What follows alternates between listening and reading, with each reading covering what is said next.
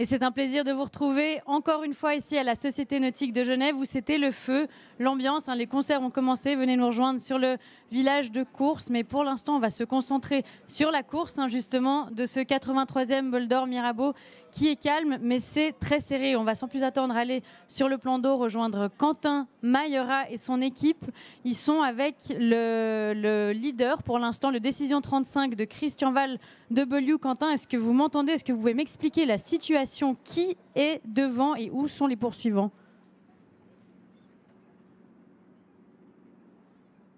Quentin ne m'entend pas, mais au moins on le voit. Et on le voit derrière, sauf erreur, Art Explora, barré par Loïc Perron. Nous sommes actuellement, Sophia, au niveau des poursuivants et certaines... Oui, nous vous entendons. Nous vous entendons, Sophia. On vous écoute, Quentin. Parlez, il y a un petit delay, Sophia, mais on vous écoute. Est-ce que vous me recevez?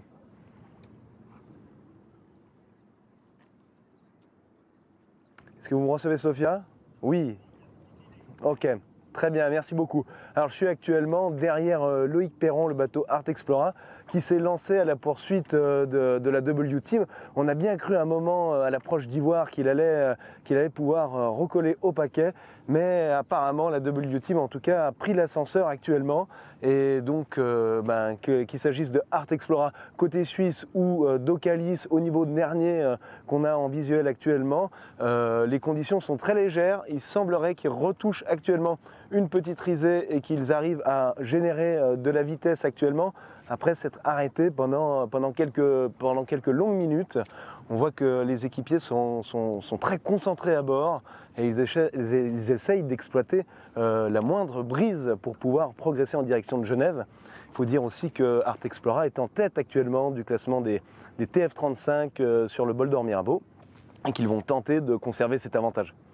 Merci pour ces explications, Quentin. Et oui, rien de mieux que d'aller sur le plan d'eau pour voir ce qui se passe. Et on a réussi à joindre à l'instant l'un des concurrents à bord d'un autre Décision 35 Ocalis. Fabien, est-ce que vous m'entendez? Fabien Freuch devrait être connecté en direct du lac Léman. Voilà, alors qu'on a Christian Val à la barre de W-Team à l'image. Christian Val extrêmement concentré sur son bateau qui avance. Et on va essayer de connecter Fabien Freuch, équipier d'Ocalis, bateau de Nicolas Grange. Fabien, est-ce que vous nous entendez? Yes.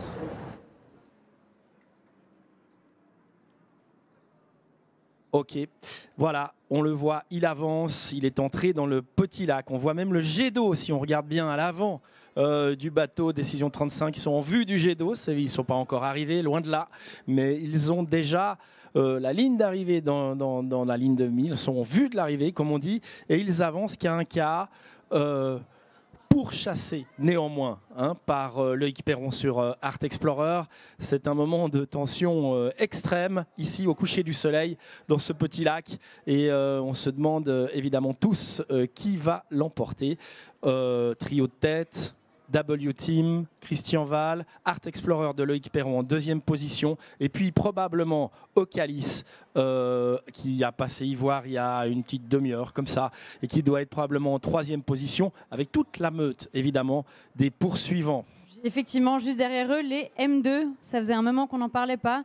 Le DCM Systematic Advisors est en tête, non loin de Black Pearl, de Victorinox qui sont effectivement devant les autres TF35 et qui naviguent surtout aux côtés de Rafika. On ne parle plus trop des monocoques, mais Rafika, semblerait-il, serait en train de se déplacer vers la victoire de ce 83e Bol d'Or Mirabeau en monocoque. Et Rafika qui depuis la moitié du Grand Lac est largement en tête, a même creusé une avance confortable. C'est des airs qui apprécient particulièrement ces libérats hongrois. On va peut-être essayer, je ne sais pas si on l'a déjà connecté, mais de contacter le président du comité d'organisation du Bol d'Or Mirabeau, Yann Pétremont. Est-ce que Yann Pétremont est en ligne ?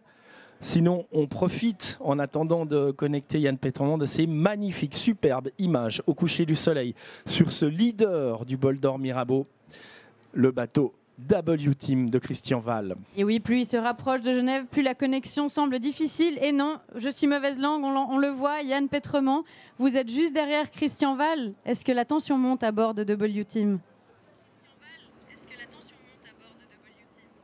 Bonsoir Sophia, bonsoir à tous. Oui, effectivement, la tension monte. Ils sont leaders, ils sont devant et ils avancent à peu près à 7 nœuds. Ils sont prochainement là au large d'Hermance. Et je pense que tactiquement, ils sont plutôt bien placés et ça va plutôt bien pour eux, mais rien n'est gagné. De là où vous vous trouvez, Yann, vous percevez du vent, des lignes de vent, des lignes, des risées sur le lac, de n'importe quel côté que vous regardez, ou est-ce qu'il n'y a rien du tout, on est sur un lac d'huile? Non, alors écoutez Pierre-Antoine, pour être sincère avec vous, le soleil est en train de se coucher et du coup des petits airs sont en train de se dessiner un tout petit peu partout.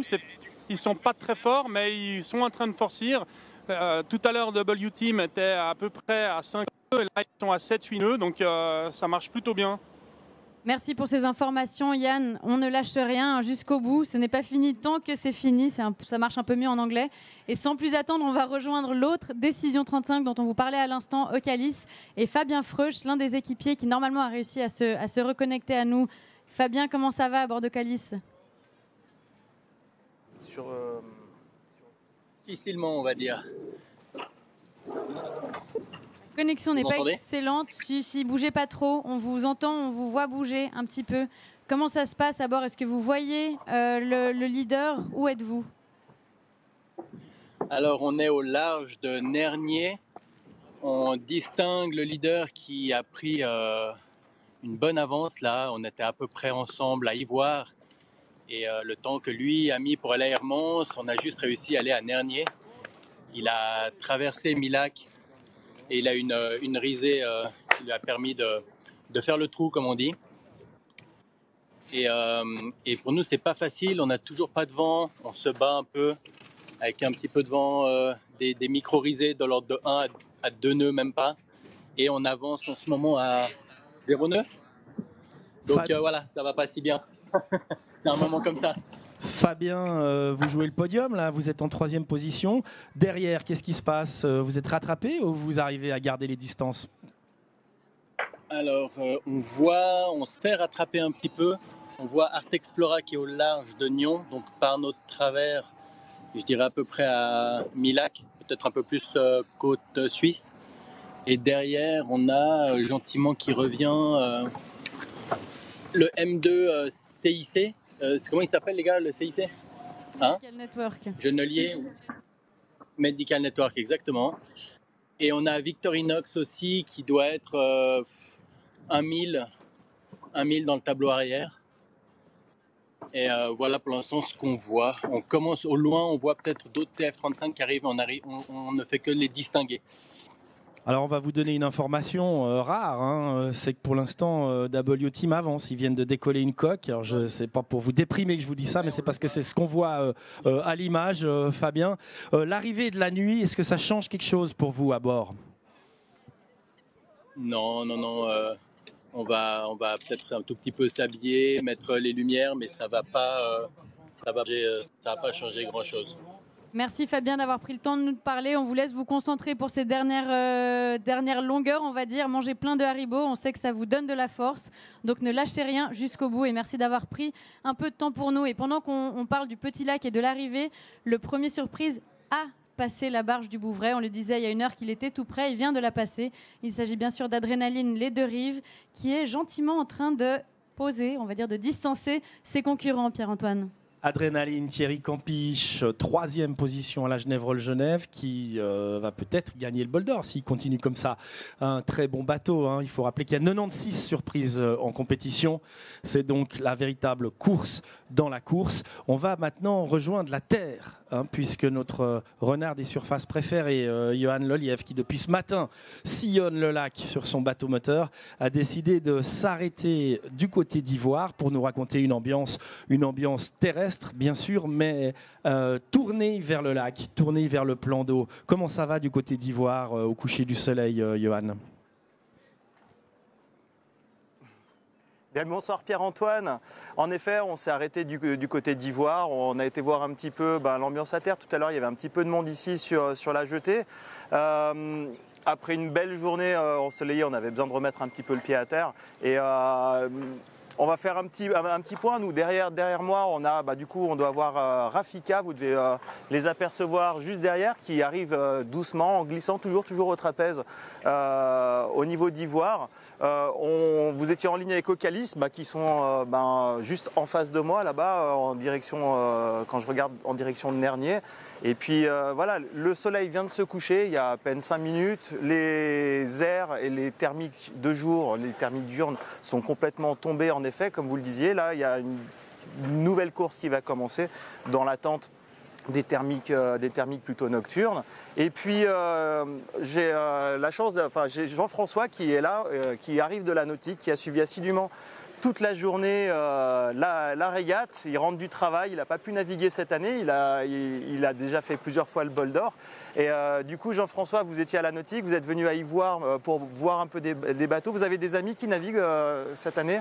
Oui, j'ai quelques collègues, mais bon, je suis surtout venu voir Rafika, parce qu'on navigue sur un bateau un petit peu du même calibre, qui est donc l'ex-French Connection, qui s'appelle aujourd'hui le Sailing More, et je voulais voir un petit peu comment ça naviguer. Et puis bon, après, c'est pour être dans l'ambiance un peu du bol d'or, parce qu'à chaque fois, c'est sympa quoi, de suivre cette...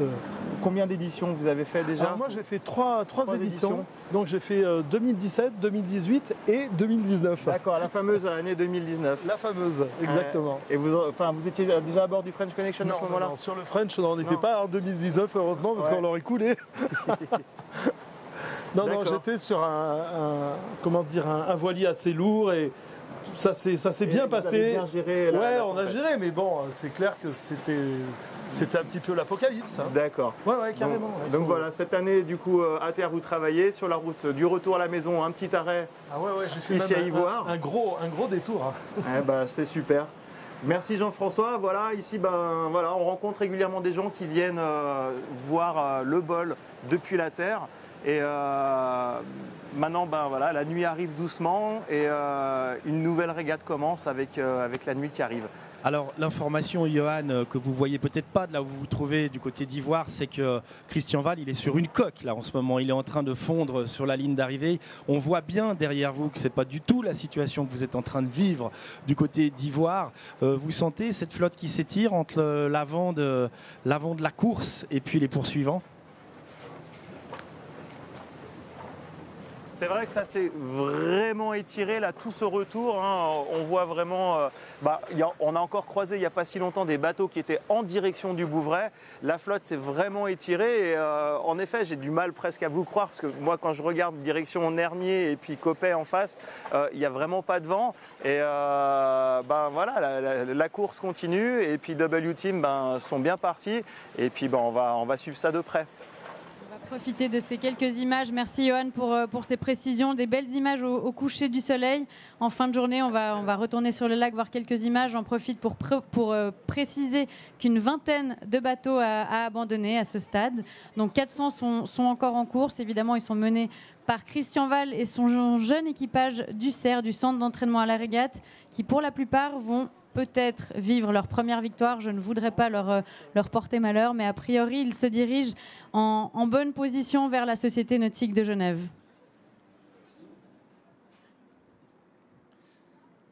Alors, on va peut-être même garder encore un peu l'antenne, Sophia, parce qu'il semblerait que ça s'approche tout ça, et il faut qu'on se mette en ordre de bataille encore pour les arrivées. Hein, je le dis aussi pour les gens qui ne sont pas encore à la Société nautique, c'est peut-être le moment de venir. On ne sait pas encore exactement à quelle distance. On nous parle de quelques milles, on ne sait pas encore combien, mais pour l'instant, une certitude. Christian Val, le D35, va vite, très vite. Il est dans ses aires de prédilection. Ce qu'on ne sait pas encore, c'est où en est Art Explorer derrière. Et vous voyez les équipiers du D35 à la manœuvre. Voilà. Et les premiers bateaux suiveurs qui commencent à accompagner ce qui pourrait peut-être être le vainqueur de ce 83e bol d'or Mirador. Je dis bien peut-être, et je pèse mes mots, je souligne ce mot plusieurs fois, puisque c'est pas la première fois ni la dernière. Peut-être qu'on verra des bateaux s'arrêter en vue de la ligne d'arrivée et se faire dépasser par d'autres. Soyons très prudents, ça reste une course de bateau à la voile. Pour l'instant, en tout cas, Christian Val est solidement installé en tête. Et on va essayer de prendre un peu des nouvelles de la deuxième position, Loïc Perron, Art Explorer, sur un TF35. Oui, évidemment, on est prudent puisque nous ne sommes jamais à l'abri d'une casse matérielle. On l'a vu tout à l'heure au passage du Bouvray avec l'équipage de Spindrift qui est malheureusement, heureusement avec nous à la Société Nautique de Genève maintenant, qui ont dû abandonner, en l'occurrence pour des problèmes d'électronique. Mais on ne souhaite évidemment ça à aucun concurrent. On souhaite du succès et de la réussite à tous les 400 bateaux encore en course. Voilà.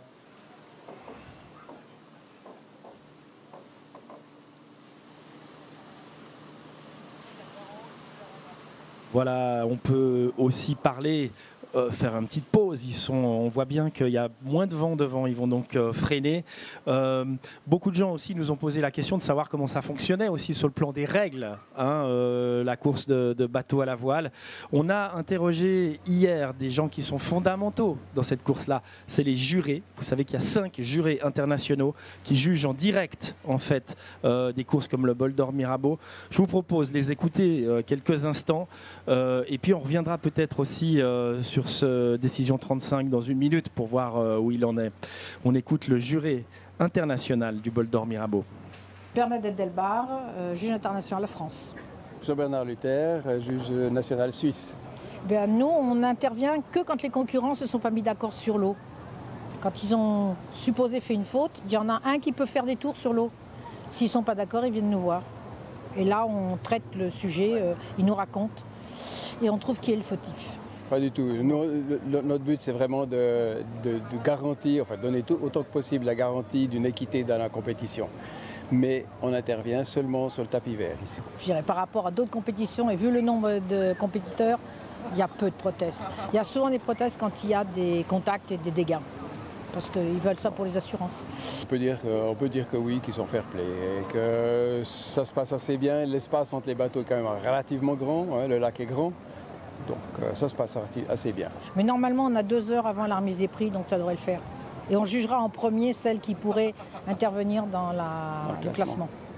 Un excellent travail de ces 5 membres du jury international, évidemment, qui ont fait le déplacement de France, d'Angleterre, d'Irlande et de Suisse, sans qui cette course ne serait pas possible, comme tous les bénévoles qui travaillent tout le week-end, alors qu'on est de retour sur la tête du peloton. Christian Val, le sorcier du lac, 7 victoires. Va-t-il en rajouter une 8e? Pierre-Antoine, on le verra dans quelques instants. Dans quelques instants, absolument. En attendant, on va marquer une courte pause, sauter sur les cartographies numériques sur le site du Bol d'Or Mirabeau. On va vous revenir très vite. Il est probable qu'on ne puisse pas attendre encore 1 heure avant de fêter cette arrivée. Il est probable, mais ce n'est pas certain. On vous revient à l'antenne dès que possible.